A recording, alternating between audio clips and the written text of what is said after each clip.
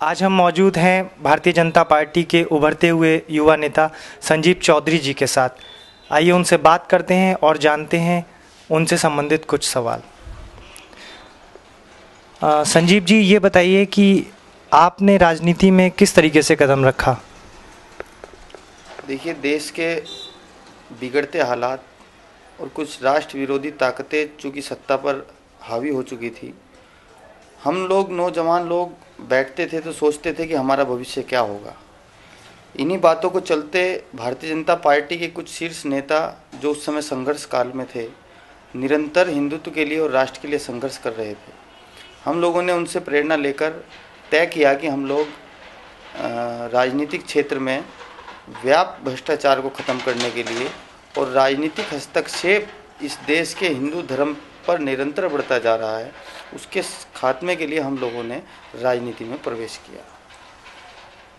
तो इसके अलावा क्या उद्देश्य थे आपके? ये तो चलिए एक बात हो गई कि हिंदुत्व पर बढ़ते संकट को लेके आपने ये कदम उठाया, लेकिन किसी न किसी से आप इंस्पायर भी हुए होंगे, किसी नेता को देख के, तो फिर ये सब कैसे एकदम से? देखिए, तत्कालीन समय में भारतीय जनता पार्टी के शीर्ष नेता माननीय अटल बिहारी वाजपेयी, माननीय लाल कृष्ण आडवाणी, माननीय मुरली मनोहर जोशी और हमारी साध्वी उमा भारती जी उस समय लीड करती थी भाजपा को। तमाम लोग हिंदुत्व के लिए संघर्ष के साथ साथ एक युवा भाजपा और युवा भारत को देखते थे। उनका सपना था कि देश के नौजवान इस देश की बागडोर थामे। हम लोग उनसे प्रभावित हुए, उनकी बातों से, उनकी कार्यशैली से। जिस तरीके से देश में आप लोगों ने एक कमरे में दरी बिछाकर वहीं पर अपना काम शुरू किया और चटाई पर सोने वाले अटल बिहारी वाजपेयी ने लगातार निरंतर संघर्ष किया। अपनी जनसभाएं खुद ही करते थे, खुद ही प्रचार करते थे, ट्रेनों से सफ़र करके लोकल ट्रेनों में आप जाते थे। तो उनसे हम लोगों ने प्रेरणा ली, आदर्श बने। फिर हमने देखा कि हमारे जीवन से पहले कुछ लोग ऐसे रहे जिन्होंने छोटी छोटी उम्र में देश के लिए बलिदान दिया। जैसे भगत सिंह ने 23 साल की उम्र में हंसते हंसते अपने प्राणों की बलिदान दिया देश के लिए। चंद्रशेखर, राजगुरु, अशफाक अल्लाह, तमाम ऐसे आज़ादी के क्रांतिकारी नौजवान उस समय देश में रहे जिन्होंने बलिदान दिया है।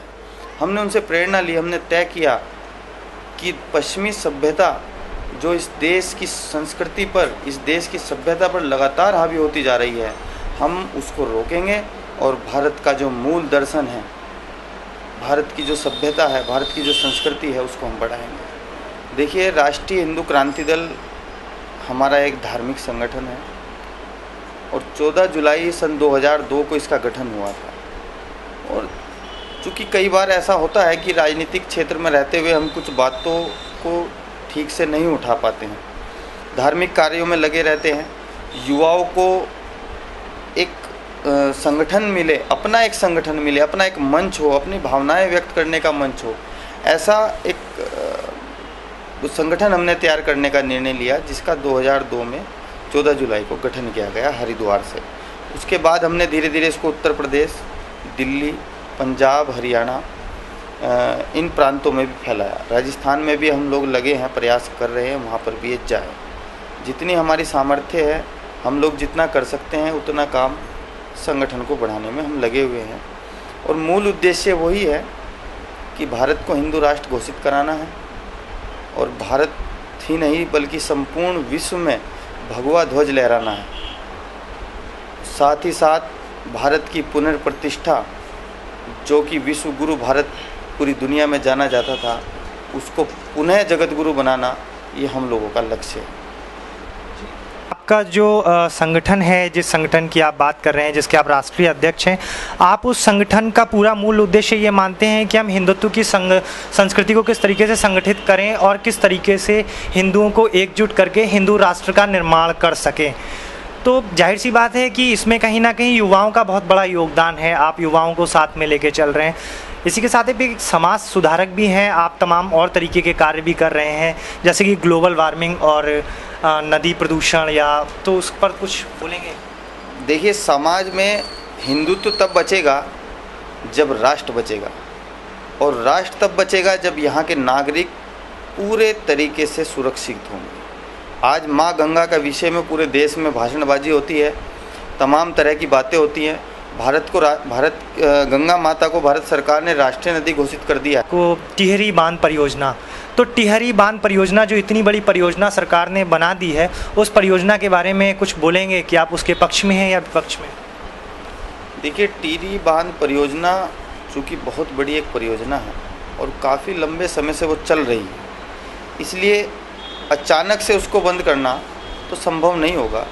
लेकिन हम सरकार से भी मांग करेंगे, माननीय मुख्यमंत्री से हम लोगों ने इस बारे में कई बार वार्ता की है और संतों ने भी वार्ता की है। यदि वो भी बंद हो जाए और अच्छा हो जाएगा, लेकिन चूँकि एकदम से वो इतनी बड़ी परियोजना लंबे समय से चल रही है, बंद नहीं हो सकती है। लेकिन वो भी बंद हो जाए, लेकिन उससे अलग जो छोटी छोटी परियोजनाएं दूसरी चल रही हैं वो तत्काल बंद कर दी जाएं।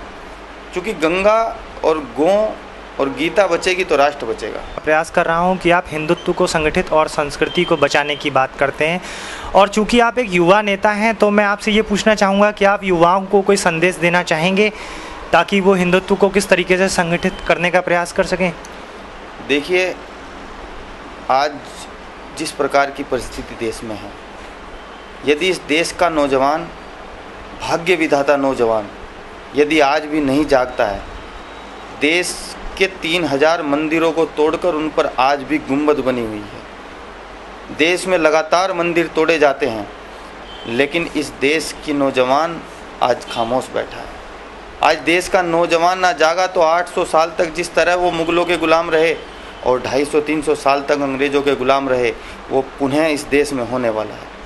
लेकिन मुझे इस बात का भी हर्ष है कि देश का नौजवान आज खड़ा हो रहा है। अभी हमने बात की युवा नेता संजीव चौधरी जी से, कहीं ना कहीं उनके अंदर ये रोष हमने पाया कि हिंदुत्व की संस्कृति और हिंदुत्व संगठन को कहीं ना कहीं गहरा आघात पहुंच रहा है, और उसके लिए उत्तरदायी कारण कोई और नहीं, वो सिर्फ मुस्लिम कम्युनिटीज़ को और ईसाई कम्युनिटीज़ को ही मानते हैं कि वो इसके लिए सरासर दोषी है। और वो इस समय जो उत्तराखंड की गवर्नमेंट है उसके सहयोग से कहीं ना कहीं विरोध करते हैं यूपीए गवर्नमेंट का, और वो चाहते हैं कि हिंदुत्व को संगठित होना पड़ेगा, तभी एक युवा और सशक्त स्वस्थ नवराष्ट्र का निर्माण किया जा सकेगा। उनका अपना एक उद्देश्य है कि हिंदुत्व के बल पे भारत को एक हिंदू राष्ट्र बनाया जाए। मैं शकुश मिश्रा, द न्यूज़बॉन्ड.com।